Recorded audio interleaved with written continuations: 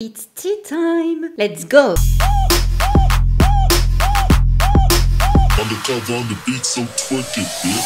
Hey, salut tout le monde, je vous retrouve aujourd'hui pour une nouvelle vidéo. On va parler de la chanteuse Keisha, plus précisément de sa bataille juridique qui dure depuis des années avec le producteur Dr. Luke. Ça n'en finit plus en fait, il y a plein d'autres célébrités qui sont greffées à l'histoire. On a Lady Gaga, il y a Katy Perry aussi, Doja Cat, Taylor Swift, principalement des femmes qui se sont ralliées à la cause de Keisha. Il y a d'ailleurs le mouvement Free Keisha qui circule depuis maintenant quelques temps. Donc écoutez, on va regarder tout ça ensemble parce que c'est un énorme sac de nœuds. Donc c'est parti. Keisha, de son nom complet Keisha Rose Seber, est donc une chanteuse, auteure-compositeur américaine et elle est née le 1er mars 1987 à Los Angeles. Alors à savoir qu'elle est issue d'une famille qui roule pas du tout sur l'or. Sa mère est également compositeur et elle élève toute seule Keisha ainsi que ses deux autres frères. Alors sa mère, elle a quand même composé pour Dolly Parton et Jill Johnson, qui sont quand même des chanteuses très connues en Amérique. En 1991, il quitte San Fernando pour aller s'installer à Nashville. Et de là, en fait, la mère de Keisha va souvent l'emmener dans des studios d'enregistrement. Keisha, ça va lui plaire. Sa mère va donc l'encourager à chanter et également à composer. Et c'est donc en 2005, à l'âge de 17 ans, que Keisha commence à chanter des compositions originales devant certains particuliers. Alors Keisha, c'est pas une mauvaise élève, hein. Elle est assez bonne au lycée. Elle va même être acceptée à l'université Columbia, mais elle va quand même choisir de quitter l'école à 17 ans parce que ce fameux Dr. Luke va la repérer et va lui conseiller vivement d'aller s'installer à Los Angeles pour essayer de percer dans la musique. Elle a carrément été chez Prince pour lui déposer une démo dans l'espoir qu'il veuille chanter ses chansons. Donc là, elle dépose bien des démos en tant que compositeur. Et elle dira par la suite qu'elle s'est rendue compte que c'était complètement psychotique, mais en même temps, elle était très jeune, quoi. À cette époque-là, d'ailleurs, on la verra apparaître dans The Simple Life, aux côtés de Paris Hilton et Nicole Richie. Sa mère, elle a composé en fait une chanson pour Keisha qu'elles ont enregistrée. Elles ont envoyé la démo à Dr. Luke. Il a aimé. Du coup, il l'a fait venir à New York et il l'a engagée en tant qu'auteur, compositeur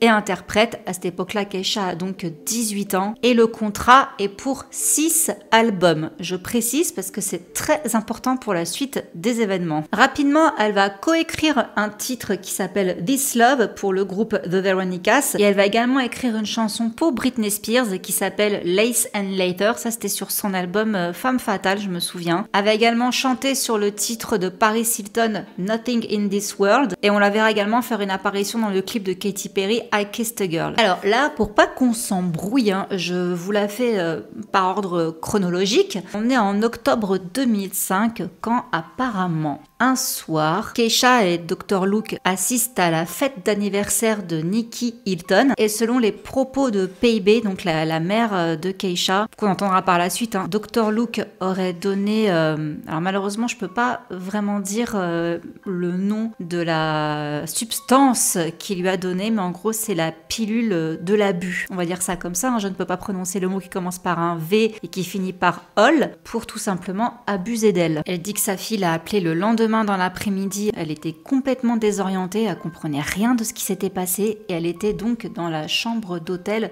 de Dr. Luke. Une année passe, elle va signer un contrat avec une société de gestion qui s'appelle DAS Communications et elle espère que justement grâce à eux, elle pourra signer avec un plus gros label. Bon, vous vous doutez bien que du coup Dr. Luke il va très mal le prendre parce que elle a signé avec lui.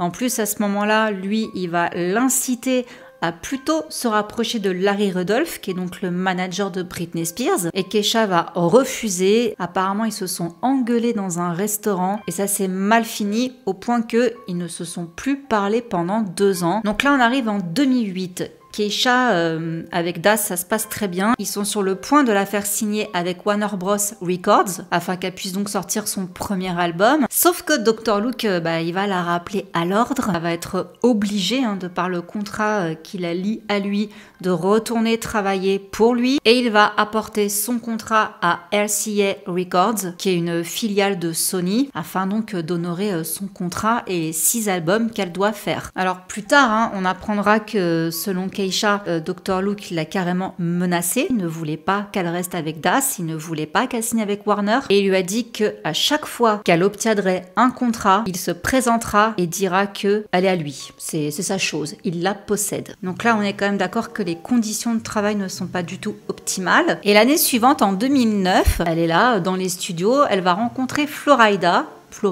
comme vous voulez, qui cherchait une voix féminine pour son titre Right Round. Du coup, vu que le titre en plus est coproduit par Dr. Luke, ah bah ça tombe bien, vas-y Keisha va chanter. Ça va être un succès, sauf qu'elle ne va même pas être créditée sur le titre, ce qui fait qu'elle touchera peanuts, rien du tout. C'est d'ailleurs là du coup qu'elle mettra donc dans son nom Keisha le S en dollars pour justement signifier le dollar qu'elle n'a pas eu. Suite à ça, elle va participer à l'écriture du titre The Time of Our Lives de Miley Cyrus et cette année-là également, elle va cartonner avec son propre titre TikTok. Don't stop, make it pop, DJ blow my speakers up tonight. Je me rappelle que la première fois que j'ai entendu cette chanson, je me suis dit waouh, elle dépote quoi. Elle donnait vraiment la pêche. Il va rester numéro 1 pendant 9 semaines dans les classements US et il fait partie de son album qui sort dans la foulée qui s'appelle Animal. Donc cet album sort le 1er janvier 2010. Bon, dès que l'album sort, il est classé numéro 1. Et là, cette même année, les choses vont se gâter. Il y a Das, justement, donc la société de gestion qui va poursuivre Keisha. Ils vont lui réclamer 14 millions de dollars de commissions impayées sur le travail qu'ils ont donc effectué pour Keisha. Et ils poursuivent également Dr. Luke en lui réclamant 12 millions de dollars. Alors la raison, c'est parce que donc il aurait interféré dans le partenariat entre eux et Keisha. Et selon eux, ils disent, je cite, que Dr. Luke aurait incité, intimidé et convaincu Keisha de mettre fin à son contrat avec Das. Et là, il va se passer quelque chose d'assez important pour la suite de l'histoire. Keisha va devoir faire, on comprend donc sous la pression, une déposition en déclarant sous serment que Dr. Luke ne l'avait jamais agressé, ni intimidé, ni quoi que ce soit. Du coup, l'affaire sera réglée avec Das en 2012. Le 22 novembre 2010, Keisha sort son album qui est en fait une réédition d'Animal. En 2011, alors là, Dr. Luke, il va cofonder sa propre marque Sony Chemosab. De ce fait, Keisha est donc amenée sous ce nouveau label-là dans le cadre donc de son accord. Keisha va partir en tournée mondiale en février 2011, tournée qui s'intitule Get Sleazy. Elle va également encore coécrire pour Britney Spears et ce sera le titre Till the World Dance que j'adore. D'ailleurs, on l'entendra cette fois-ci dans le remix qu'il y a eu également avec Nicki Minaj. Donc là, c'était toutes les trois sur ce morceau. Et le 30 novembre 2012 sort un nouvel album qui s'appelle Warrior. On n'a pas choisi ces titres par hasard. Et tout ça, en fait, ça se passe à un moment donné où ça va plus du tout. Là, ça devient carrément public, en fait, qu'entre Keisha et Dr. Luke, c'est la guerre. Elle insinue même publiquement, je crois que c'était au magazine Rolling Stone, qu'elle n'a pas le contrôle créatif sur ce qu'elle fait, à savoir que elle aimerait bien s'orienter un peu plus vers des vibes de rock et Dr. Luke lui impose de chanter de la pop. En mars de la même année, elle va faire une tournée nord-américaine avec Pitbull et dans la foulée, elle annonce qu'elle va également faire une tournée solo pour son propre album qui s'appellera tout simplement Warrior Tour. Le 7 octobre va sortir le titre Timber, un duo de Keisha et Pitbull. It's going down. I'm yelling timber.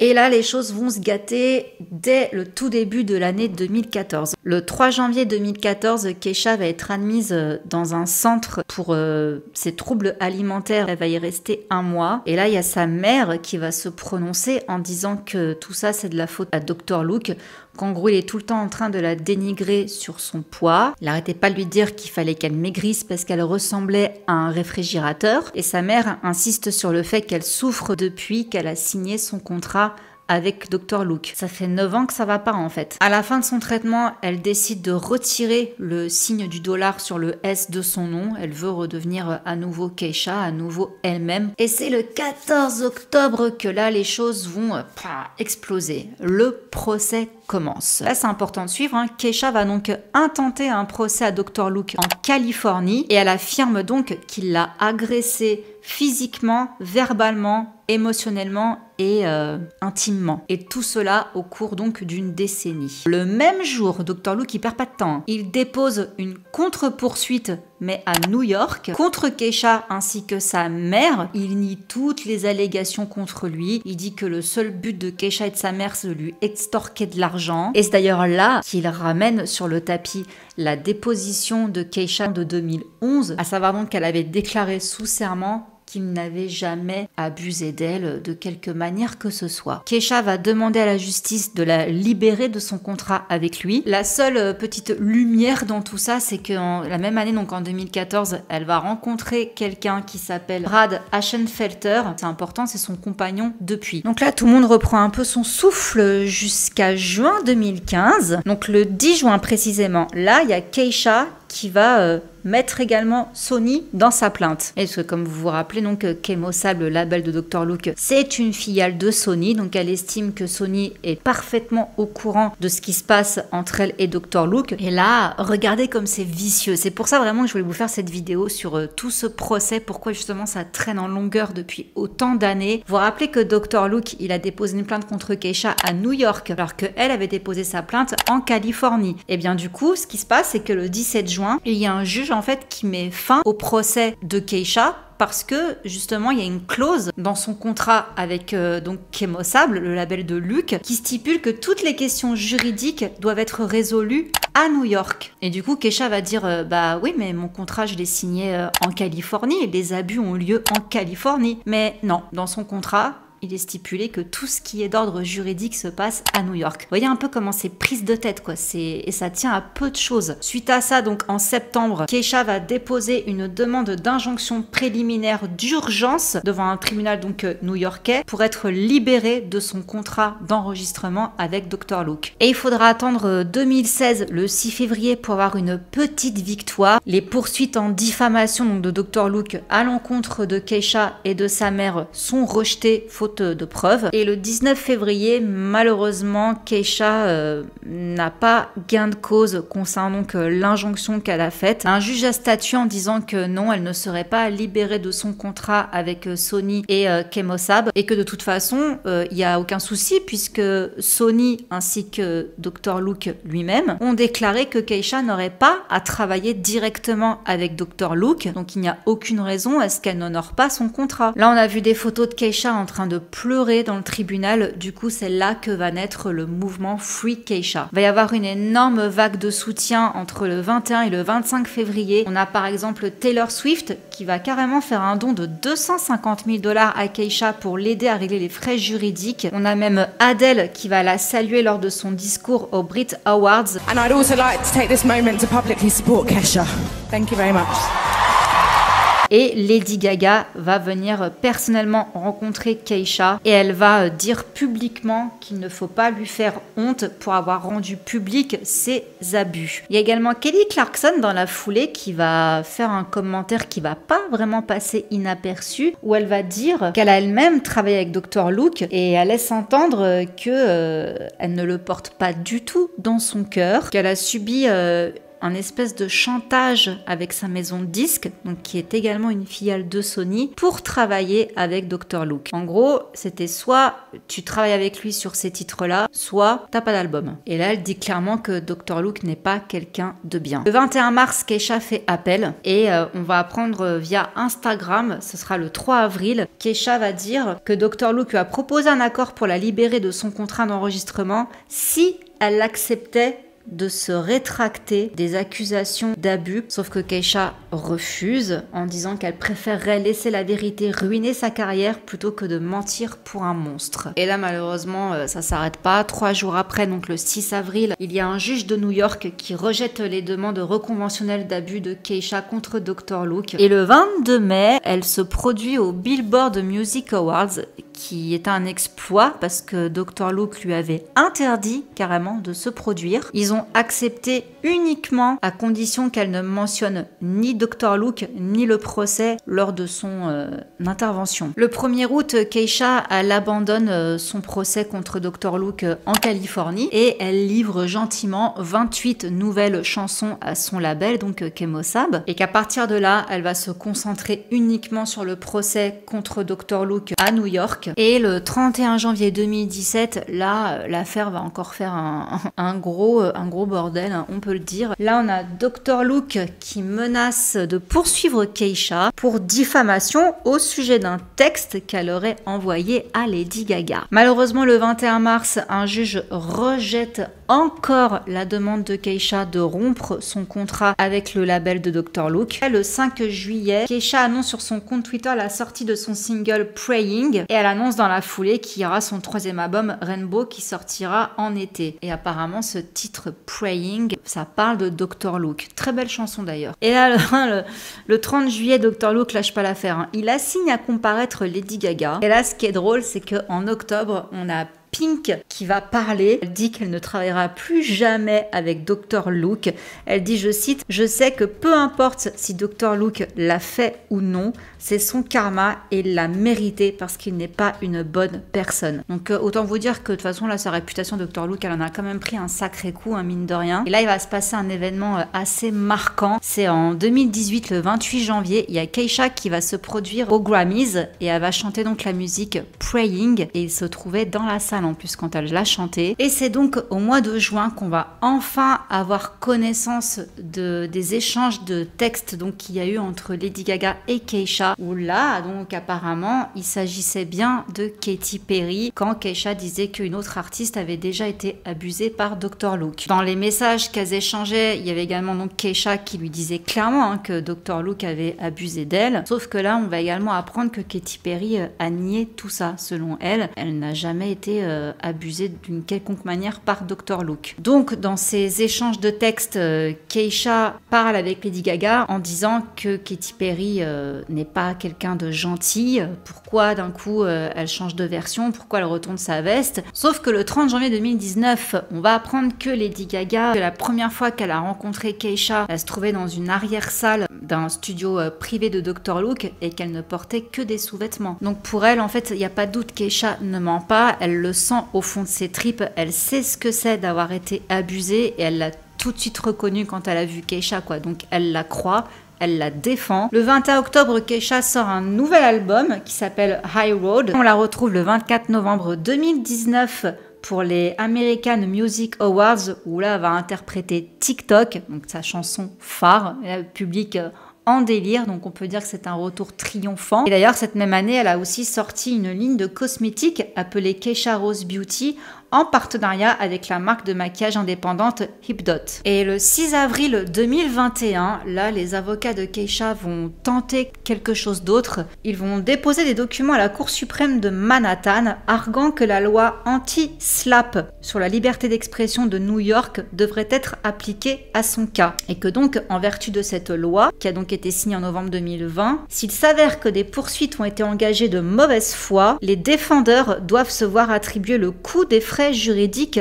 associés. Donc là, si vous voulez, à la fin de l'année dernière, donc en octobre 2021, on était rendu donc à 7 ans de procès. Ça n'est toujours pas réglé. Au contraire, ça se gâte parce que là, le procès pour diffamation semble en bonne voie et Dr. Luke réclame 46 millions de dollars à Keisha. Cette somme apparemment correspondrait au manque à gagner provoqué par cette accusation. Sauf que si vous voulez, ça pose problème parce que l'expert financier, ok, il est bien mignon, mais on ne peut pas en fait savoir concrètement combien un artiste va rapporter. Alors il y a eu une contre-expertise commandée par Keisha. Pour eux, ce sont de pures spéculations parce que la carrière du producteur était déjà sur le déclin avant les accusations de Keisha. Et la dernière news toute fraîche au moment où je tourne cette vidéo, je sais pas pour vous quand ce sera, mais là en tous les cas nous sommes le vendredi 11 mars et je viens de voir là un article qui a 1 heure où il est dit, alors là pour le coup on va le lire ensemble, Keisha ne pourra pas récupérer ses frais juridiques auprès du Dr. Luke si elle remporte le procès en diffamation que son ancien producteur de musique a intenté contre elle. Un juge a déclaré que lorsque la législature de 2020 a modifié la loi, elle n'a pas précisé que la nouvelle législation devait être appliquée rétroactivement.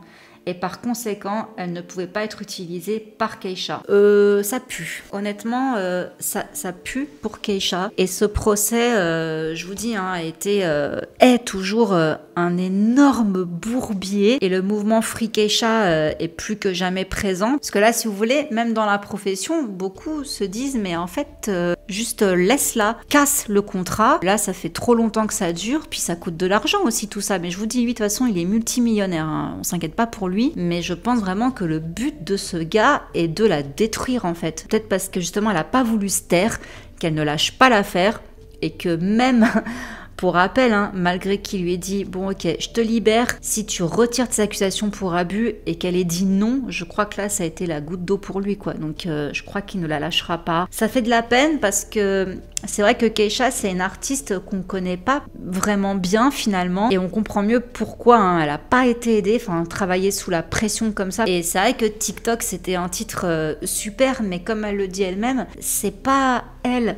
Cette image de filles complètement délurées, de party girls et tout, c'est pas elle en fait, c'est l'image qu'on lui a donnée. C'est important d'avoir un mot sur la direction artistique de ses albums, de tous ses projets. Ça fait mal au cœur parce que depuis 2005, elle aurait pu avoir un succès à la Katy Perry ou à la Lady Gaga. Et pour moi, hein, à cause de ce gars-là, elle n'a pas pu avoir la carrière qu'elle méritait d'avoir. C'est mon opinion, hein, donc je sais pas, dites-moi ce que vous en pensez parce que j'ai vraiment l'impression que cette artiste, on se dit oui bon Keisha, TikTok quoi, et puis c'est tout. Mais non, en fait, elle a vraiment beaucoup de belles choses, je trouve, à offrir. Je vois pas l'intérêt qu'elle aurait à mentir. Et de toute façon, comme je vous dis, hein, quand on voit toutes les personnes qui parlent, que ce soit donc Doja Cat, Pink, même Katy Perry finalement, même si voilà, je pense qu'elle doit avoir peut-être peur de lui sur certaines choses, mais elle ne travaille plus avec lui. Kelly Clarkson, Lady Gaga, enfin plein de personnes en fait qui disent que voilà, ce gars-là, il vaut mieux l'éviter, il vaut mieux le fuir, on ne veut pas travailler, on ne veut plus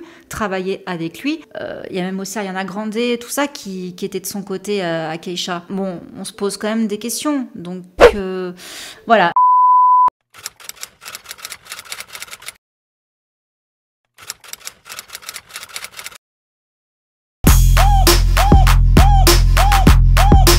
Undercover on the beat, so twerk it, bitch.